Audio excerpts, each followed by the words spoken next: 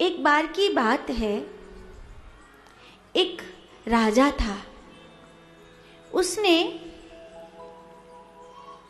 नगर के सब प्रतिष्ठित लोगों से मिलने का एक आयोजन किया।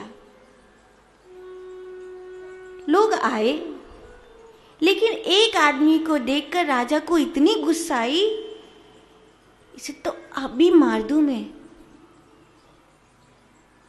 मंत्री से कहा कि इस आदमी को मैंने कभी देखा ही नहीं है, कोई मेरा लेना देना नहीं, कोई दुश्मनी नहीं, पर पता नहीं क्यों जैसे ही सामने आया इतनी गुस्सा आई कि इसको अभी मार दूं मैं।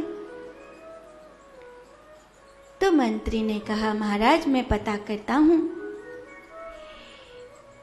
3, 4, 5 महीने बीतने के बाद मंत्री ने कहा, महाराज फिर से एक मिलन समारोह करिए, फिर से बुलाइए।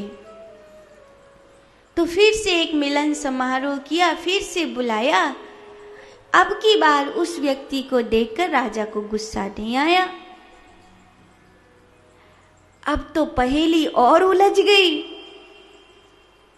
पहले गुस्सा क्यों आया, इसी बात का उत्तर नहीं मिल रहा था, लेकिन अभी तो इसे देखकर ऐसा कुछ भाव नहीं हो रहा है। अब तो और पहेली उलझ गई। तो मंत्री ने कहा, महाराज कोई बहुत बड़ी बात नहीं है, सीधी सी बात है, आत्मा आत्मा की साक्षी होती है। राजा बोला, ऐसी गूढ़ बातें मेरी समझ में नहीं आती, सूदी सूदी बता दे भैया।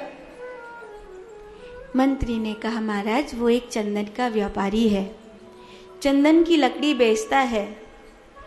तो सोचता रहता था कि किसी दिन राजा के घर में से कोई मरे तो ढेर सारी चंदन की लकड़ी अर्थी में जाए।